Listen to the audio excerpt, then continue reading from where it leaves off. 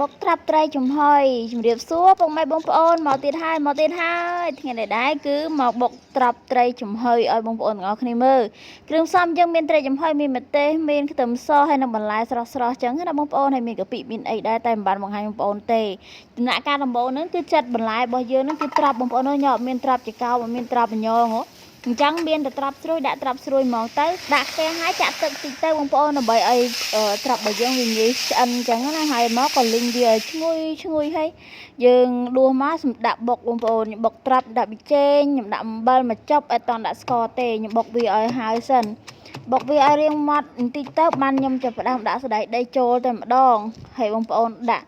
តាមចំណង់ចំណូលចិត្តខ្ញុំដាក់សណ្តែកដីមកល្មមដែរទេបងប្អូនដាក់ច្រើនទេបន្ទាប់ពីបុកសណ្តែកដីម៉ត់ហើយដាក់ត្រីចំហុយដែលបេះសាច់ហើយនឹងដាក់ចូល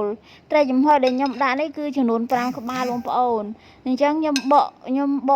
ឆ្អឹងបេះអីរួចហើយដាក់បុកលាយជាមួយត្រប់របស់យើងណាបងប្អូនអើយបន្ទាប់ពីបានបុកត្រីជាមួយត្រប់រួចរាល់ហើយក៏ដាក់កាពិចូលក្នុងហ្នឹងខ្ញុំដាក់កាពិកំប៉ុងមកលព្រាកន្លះ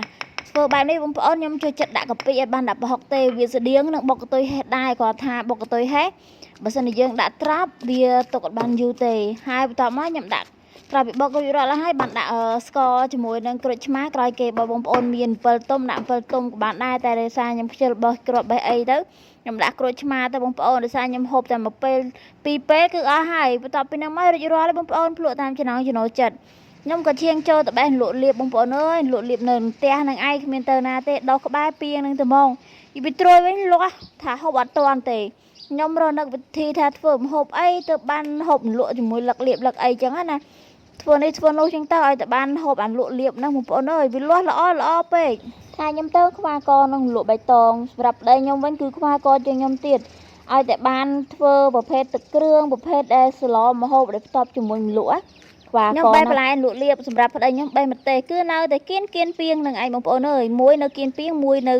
មុខពីងគឺចិត្តគ្នាមែនតែនពីអ្នកប្តីបេះហើយក៏អញ្ជូនយកទៅក្នុងផ្ទះដើម្បីយកចាន់ដែកយកទៅលាងហើយយកបន្លែនៅក្នុងធុងទឹកកកហ្នឹងយកទៅលាងដែរផ្ទះរៀងញ៉ៃតិចឯងបងប្អូនទាំងអស់គ្នាដោយសារតែម្នាក់រវល់ធ្វើការឲ្យចូលផ្ទះបានតែពេលយប់ទៀតនិយាយពីការងារម្នាក់រវល់រៀងខ្លួនតែប្តីប្រពន្ធខ្ញុំនេះគឺសហការគ្នាល្អណាស់រឿងធ្វើម្ហូបធ្វើទឹកនេះធ្វើបាយធ្វើទឹកនេះគឺច្រោះជើងច្រោះដៃគ្នាណាព្រឹកឡើងម៉ោង4កន្លះប្តីខ្ញុំងើបដាំបាយហើយម៉ោង5ឡើងគឺខ្ញុំងើបធ្វើម្ហូបគឺចែកវេនគ្នាដៃដライក្រោយពីធ្វើម្ហូបធ្វើអីហើយប្តីខ្ញុំក៏ជួយរៀបចំរៀបអីចឹងទៅខ្ញុំងូតទឹកងូតអីចឹងទៅនិយាយរួមគឺធ្វើមិនឲ្យលឿនតាន់មកកន្លែងធ្វើការ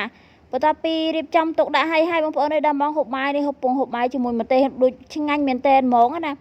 ហើយម្ហូបមុខនេះបងប្អូនអើយនិយាយថាចុះបាយសាហាវចាបងប្អូនវីដេអូមានតែប៉ុណ្្នឹងជួបគ្នាវីដេអូក្រោយបាយ